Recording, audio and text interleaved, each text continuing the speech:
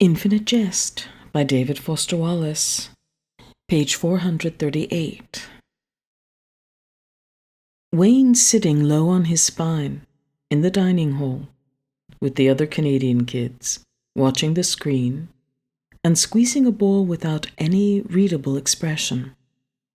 Hal's eyes are fevered and rolling around in his head. And actually, by this time, a lot of the eyes in the L-Day audience lost a bit of that festive sparkle. Though there's a certain chortle momentum left over from the film's self-felonious gentle Clipperton comparisons. The Rodney Tyne, Luria P. love rumor and Tyne as Benedict Arnold thing seems brow-clutchingly slow and digressive. Plus, there's some retroactive puzzlement, because the advent of subsidized time is historically known to have been a revenue response to the heady costs of the U.S.'s reconfigurative giveaway, which means it must have come after formal interdependence. And indeed, in the film, it does come after. But then the chronology of some of the end makes it seem like Tyne sold Johnny Gentle on his whole sino-temporal endorsement revenue scheme sometime in Oren Incandenza's first major sport year, at Boston U, which ended in the year of the Whopper. Pretty obviously, a subsidized year. By this time, the ETAs are eating more slowly, playing in that idle postprandial way, with the orts on their plates, and people's hats are making some people's heads itch, and plus, everybody sugar crashing a bit, and one of the really small ETA kids crawling around with a bottle of adhesive under the tables has whacked his head on the sharp edge of an institutional chair, and is in Avril I's lap, crying, with a desolate late-day hysteria that makes everyone feel jagged. Gentle at Large, superheader. Towards New England border, amid tight security, header. Wax champagne bottles against massive lucite walls south of what used to be Syracuse, Concord, New Hampshire, Salem, Massachusetts. 10-point subheader. Gentle more or less at large, watches from oxygenated porta-bubble as Clemson Downs Boston U and Las Vegas's Forsythia Bowl. Header from that guy who's now reduced to laying out headlines for the Rantoul 2 Eagle. Cranially challenged, acromegalic infants lost in experialist shuffle. Editorial header in Ithaca, New York's Daily Odyssean. Gentle cabinet to draft budget overhaul in light of Wall Street angst over costs of territorial reconfiguration. Header. Administration heads put together on missile inversion expenditures, relocation costs, loss of revenue from better part of 4 states. Subheader. Gentle. Substantially muffled by both Fukuoka microfiltration mask and oxygenated lucite porta-bubble. Boys. All 6 except Secretary of Mexico and Secretary of Canada. The cabinet's Motown girl puppets decked out for climactic camp are all in wicked 3-piecers with slicked-back straight hair and enormous robber baron Steerhorn mustaches, which mustaches could be straighter but are on the whole pretty impressive mustaches for female puppets. Chief? Secretary of Defense. So then, how was the big game, Mr. President? Gentle. Ulster, boys, seminal, visionary, an outstanding experience. I now say things like outstanding instead of boss, but also seminal, Ollie, men. I saw something outstandingly visional and seminary yesterday. I do not refer to the football game. I normally don't much get into football, all that grunting, mud everywhere. Not my scene ordinarily. The most diverting thing of the game was one of the two teams' punters, this one slim cat with an outsized leg and slightly less outsized arm. Never saw punts I could hear before. Oom, blam! I ate an entire wiener stem to stern while one punt was in the air. People stood around conferring and making a racket and going to the restroom and coming back and eating concessions, all while this one cat's punts were still in the air. What was that cat's name again, RT? Secretary of the Interior. May I respectfully ask whether this is to be a lunch meeting, Mr. President? Is that why these Chinese calendar zodiac year of the tiger and like rat Szechuan restaurant paper placemats are at all our places next to our water pitchers? Are we going to get tucked into some Chinese takeout, Chief? Mario's oral background becomes something with a brisk cornet, and there's some glove-muffled finger-snapping from the JGFC, who's lapsed into a visionary reverie. Secretary of the Transportation. Always been partial to the General Tso's chicken if we're... Rodney Tyne, Chief, United States Office of Unspecified Services. President Gentles asked us here this morning to put our collective expertise together on an issue about which we, in Unspecified Services, believe he's been hit with a truly seminal set of creative insights. Gentlemen, we're both pleased and concerned to report that our seminal experiment in the territorial reconfiguration of ONAN has been a thoroughgoing logistical coup. More or less. Delaware is looking a bit crowded. One or two curvy-horned animals apparently got by the tactical squads, and there's rather less overall good sportsmanship in downstate New York than we'd like to see, but overall, I think thoroughgoing coup would not be out of line as a term to describe this sort of success. Time. Now, it's time to think about how to pay for it. All sex. Stiff turns to look at each other. Tie and mustache straightenings, gulping sounds. Gentle. Rod informs me Marty's got the preliminary figures on gross costs, while Jet's boys have provided us with some projections on gross revenue losses from the reconfiguration of taxable territories and households and businesses, and that there. Secretary Transportation and Secretary Treasury pass around thick, bound folders, each emblazoned with the yawning red skull that emblazons all bad news memos in the gentle administration. Folders opened and scanned by all sex, sounds of jaws hitting the tabletop. A couple mustaches fall off altogether. One sec heard to ask whether there's even a name for a figure with this many zeros. Gentle's portabubble on screen is hit right over his plastic-wrapped corsage by a half-chewed raisinette to half-hearted audience cheers. Another cross-dressed Motown puppet is throwing a tiny stringed noose over a beam at the back of the velvet-lined cabinet room. Gentle.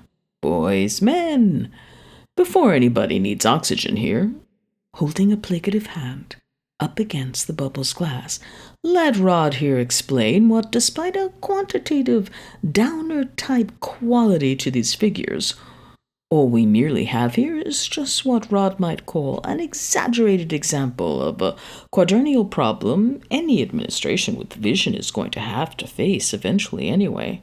By the way, the unfamiliar but welcome face on my left ear is Mr. P. Tom Veals of Veals Associate Advertising, Boston, USA, NA. All sex, not terribly placated sounding mutterings of salutation to Veals. Mr. P. Tom Veals. A tiny little Caucasoid Tootsie Pop stick puppet body, an enormous face that's mostly front teeth and spectacles. Yo! Time.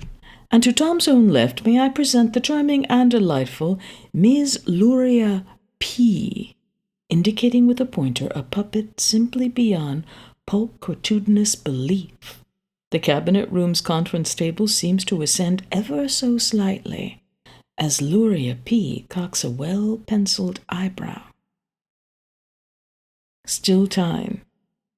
Gentlemen, what the President is articulating is that what we face here is a microcosmic exemplar of the infamous democratic triple bind faced by visionaries from FDR and JFK on down.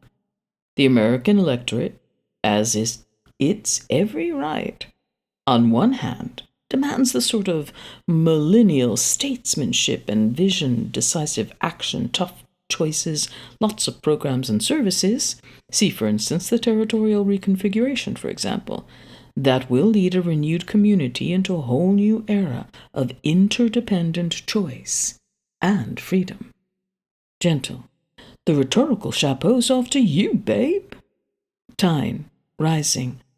Eyes now two glittery red points in his round face's felt. The eyes two tiny smoke detector bulbs run off a single AAA cell taped to the back of the puppet's surgical gown. Now, speaking in the very most general terms, if the President's vision dictates the tough choice of cutting certain programs and services, our statistical people predict with reasonable inductive certainty that the American electorate will whinge. Veals. Whinge? Luria P. to Time. This is a Canadian idiom, chérie. Veals. And who's this chick? Tyne, looking momentarily blank. Sorry, Tom. Canadian idiom. Whinge, complain, petition for redress, assemble, march in those 5 abreast demonstrating lines, shake upraised fists in unison, whinge indicating photos on easels behind him of various historical pressure and advocacy groups, whinging. Secretary of Treasury. And we already have an all too good idea of what will happen if we attempt any sort of conventional revenue enhancements. Secretary of State. Tax revolt. Secretary of HEW. A whinge-a-thon, Chief. Secretary of Defense. Tea Party. Gentle. Bullseye, Wingeville, political whinge-aside, a serious drag-caliber lapse in mandate. We've already promised no new enhancements. I told them on Inauguration Day. I said, look into my eyes, no new enhancements. I pointed at my eyes up there and said that was one tough choice that was not going to rain on anybody's program. Rod and Tom and I had that 3-planked platform exhibit. 1, waste. 2, no new enhancements. 3, find somebody outside the borders of our community selves to blame. Time. So then, a double bind so far with potential whinging on both flanks. Secretary of Treasury. And yet, the financial communities demand a balanced federal budget. The Reserve Board all but insists on a balanced budget. Our balance of trade with the handful of nations we're still trading with requires a stable buck. And so, a balanced budget. Time. The third flank, Chet. of the triple bind. Outflows required, inflows restricted, balance demanded. Gentle.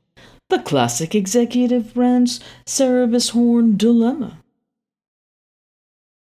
The thorn in Achilles' tendon of democratic process. Does anybody here, by the way, hear a sort of high pitch? All secretaries, blank glances at one another. Veals blows nose at high volume, gentle, knocking experimentally on interior surfaces of porta-bubble.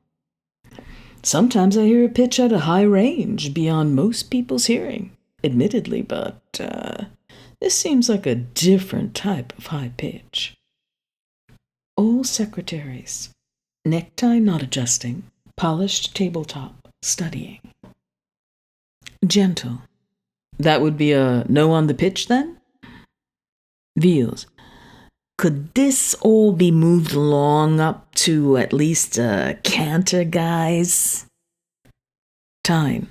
Perhaps it's the distinctive high pitch that sometimes precedes your getting ready to announce some seminal visionary insight you've achieved into the previous intractable triple bind, sir. Gentle. Babe, rod again, a direct hit. Gentlemen, have a gander at these restaurant exhibits of the sino-epithetic calendrical scheme. Time, meaning, of course, these placemats right here, bearing directly on the president's revenue vision. Gentle. Gentlemen, as you know, I've just returned at extremely high speeds, burping up the taste of wieners I'm pretty sure were just crawling with every sort of microbe that makes publicly vended concessions a scourge and menace. That time, ixnay-ish hand signal. Gentle, but so, gentlemen, I'm fresh back from a goodwill appearance at a post-collegiate ball game, at which I ingested the pre-mentioned franks. But the real point is, do any of you guys happen to know the name of that collegiate ball game? Secretary of HUD. We thought you said it was the Forsythia Bowl, Chief. Gentle.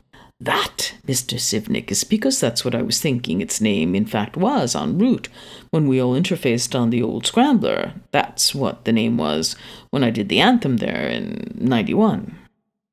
Gloria P., holding up zodicalized placemat with a slight grease-coronated spot of hot and sour soup in the upper left corner. Perhaps you would care now to tell your cabinet what the contest of football calls itself, Monsieur President. Gentle, with a showman-like look at Veals, who's probing the gap between his mammoth incisors with the business cards of the CEOs of Pillsbury and PepsiCo. Boys, I heard punts, burped red hots, smelled beer foam, and recoiled from public urinals at the Can L Ration, Magnavox Camper Insurance, Forsythia Bowl.